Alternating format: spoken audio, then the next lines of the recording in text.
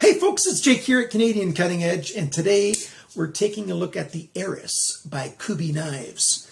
Kubey knives are doing a lot of their own in-house design these days. They're not just copying knives, like a lot of their knives were copies a couple of years ago, and that's why I never really got terribly much into them. No, that's not the main reason, because I did a lot of Ganzo knives, mostly because I didn't have access to a lot of Kubey knives. I wasn't sure where to get them from. There was some at Amazon. The prices just didn't really seem to fit what I wanted. But recently, I found out about KubeyKnife.com, and I've been talking with them, and they sent me a few knives to review. And if you saw the unboxing for this just on Thursday, I think it was, this knife impressed me very much coming out of the box. And you're going to watch this probably on Sunday morning, maybe Sunday afternoon, if you watch it right when it comes out. I'm recording this now on Saturday evening, and I've had it for these 3 days, and I am so enjoying this. I just had to do the video right away because they're very low on stock. They've got a stonewash version of this, but right now there's, I think, 27 of these. And this satin blade version, there's 24 of these in stock. And so I wanted to get this video out there, because Kubey sent them to me. And I'm going to give my objective review, and I'm not going to say anything about this knife that I don't actually believe. But I do want to give you the opportunity to actually buy the knife from them, since they were the ones that sent it to me. So I'm going to recommend that if you like this knife, buy it from KubeyKnife.com. I'll put a link down below in the description for both the stonewash version and this one. But for right now, let's put this knife on the tabletop, adjust our camera view so that we can take a good close look at this knife. Stick around.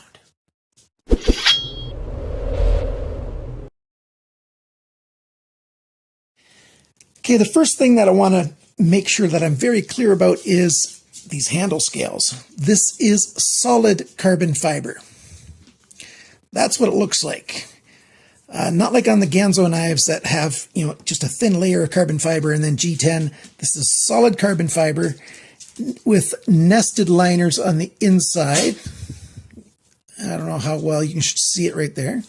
But what I'll do is I'll show you right now pictures of the knife taken apart so you can see all the stuff on the inside.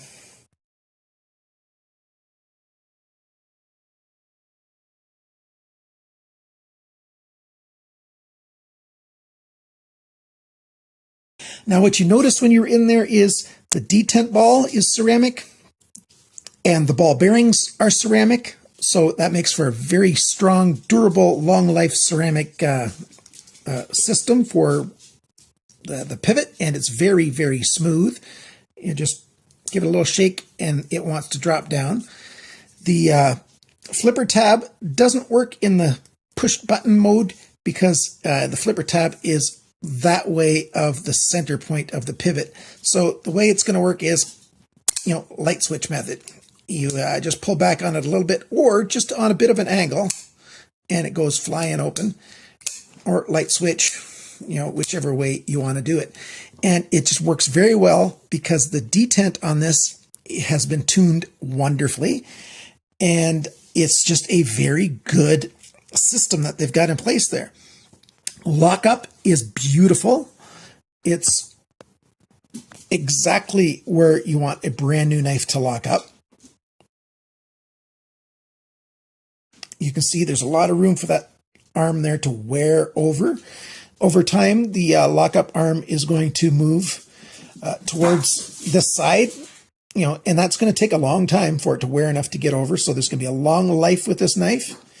The engagement is perfect, 100% engagement of the liner lock. No blade play side to side, no blade play up and down, that way or this way. It just works very, very well. Now there's a good close-up of the carbon fiber and the way they've nicely milled out this choil and access right there, just to make it very comfortable in hand when you're holding it. The finger just comes around and gets in there wonderfully. And it just looks good and feels good as well. In my hand, you can see it's poking out just a little bit right there. In the saber kind of grip, hammer grip. works just as well. Either hand, my hands are between large and extra large, right on that borderline. Very, very comfortable. There's a backspacer back here. And that backspacer is made of titanium. This is a light knife. I'll tell you how light it is in just a little while. So it's just a small little backspacer. It doesn't impact cleaning the knife at all. It's very easy to clean this knife out. A little bit of jimping on the back of that spacer. And then there's the pocket clip.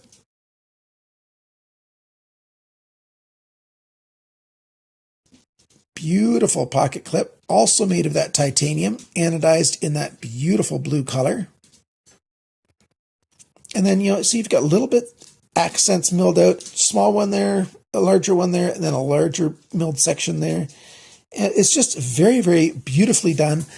The pocket clip is right side tip up only. So for those of you who want it on the left side, you don't have that option with this knife, unfortunately.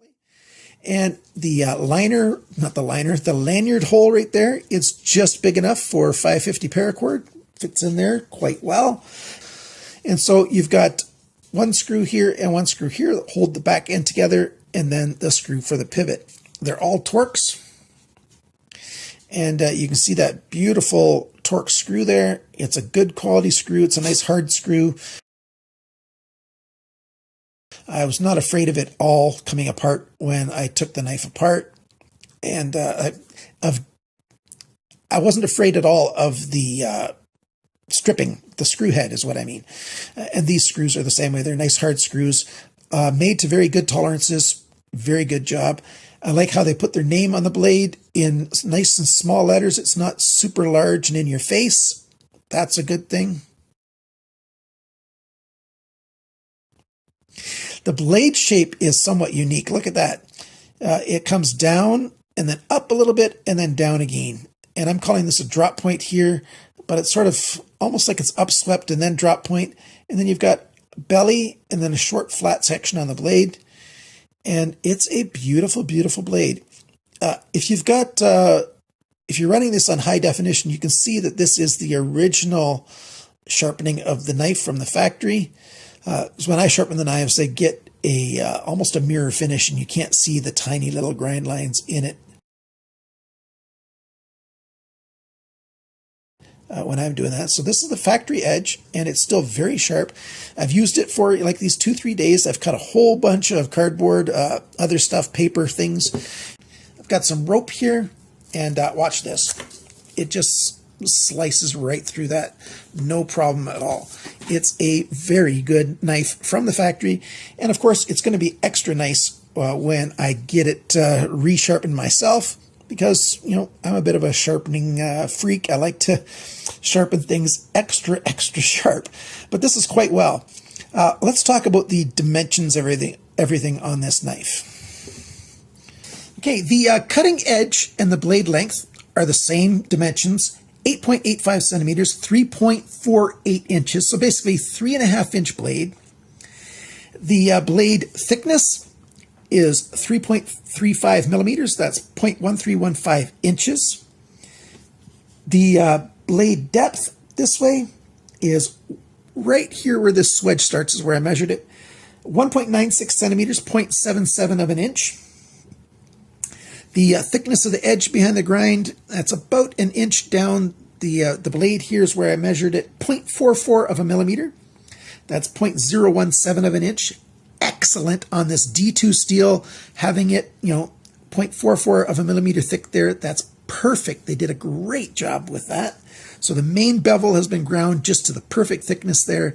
And then they did the final grind here, and the grind angle on that, well, one of them is just over 20 degrees and the other one's just under 20 degrees. So they did a great job sharpening this knife. My target is to get 20 degrees per side, and this is 19.6 and 20.3. Not bad at all, if you ask me. Very, very well done.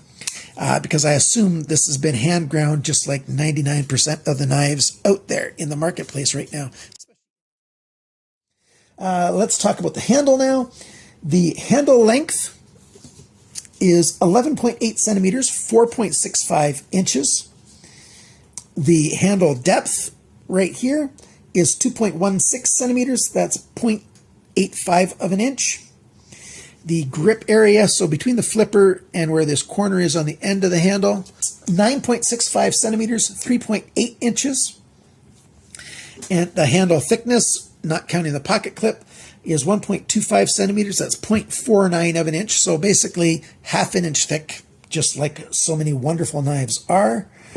And then the knife depth, when it's closed like this, and I measured it right here in the middle of the knife, is 2.46 centimeters. That's 0.97 of an inch.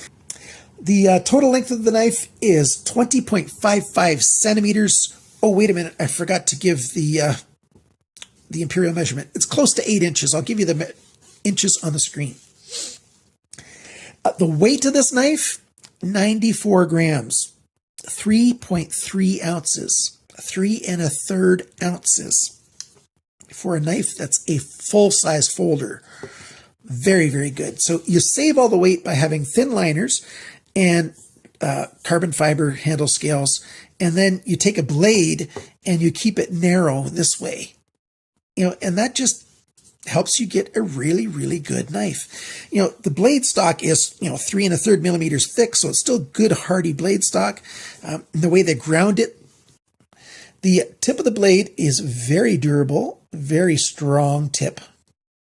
You can see how that edge stays thick until it just has to go down a bit thinner at the tip.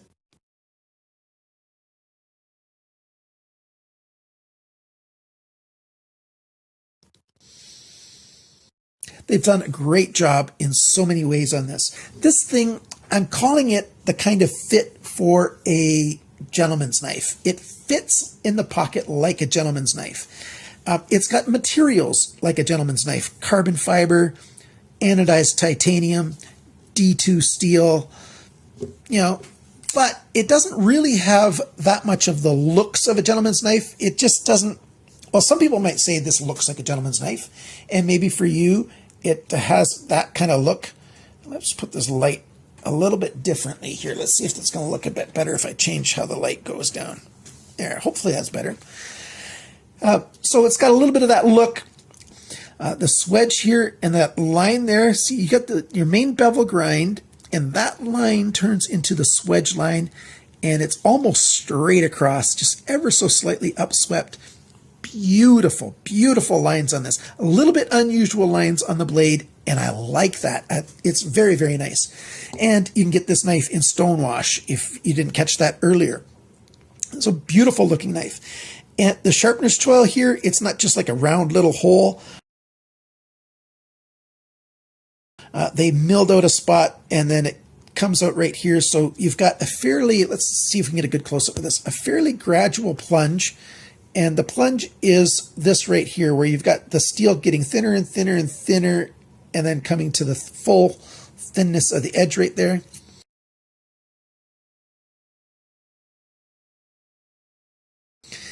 So the sharpener's choil allows you to sharpen this knife without scratching up that plunge right there. So that's a good thing. That's just beautiful. Some people are going to ask me, is it genuine D2?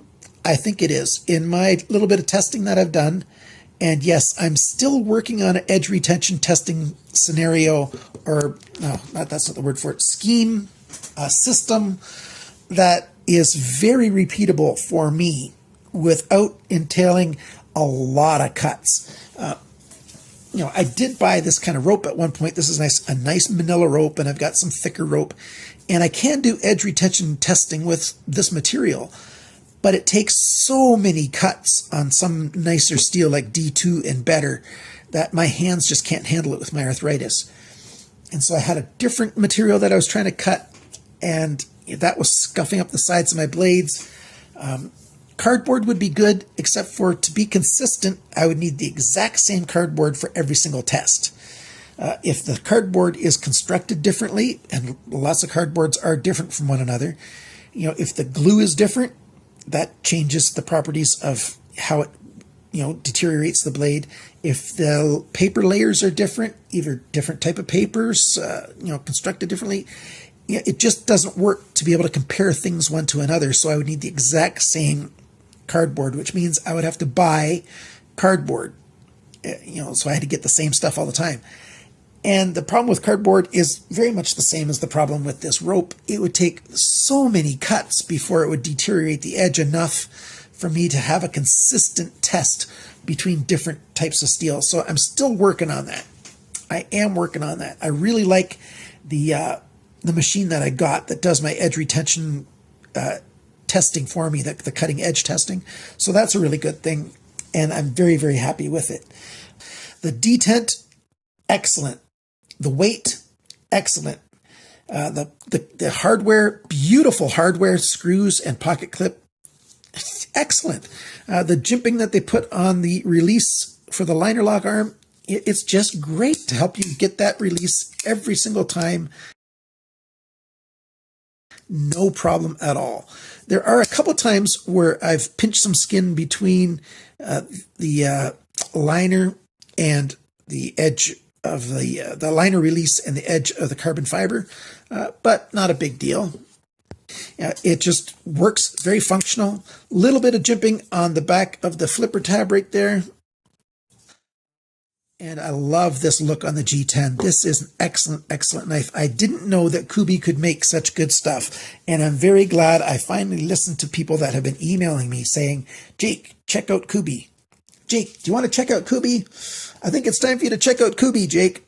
And thanks, guys, for being persistent. I'm hearing you. This is a very good knife. Now, they've got much lower cost knives than this. Well, how much does this cost? It's $70 US. And they've got a lot of knives that are half that price or less, a lot less. That's around 93 Canadian, roughly 62 euros, roughly 55 British pounds on the 1st of December 2018.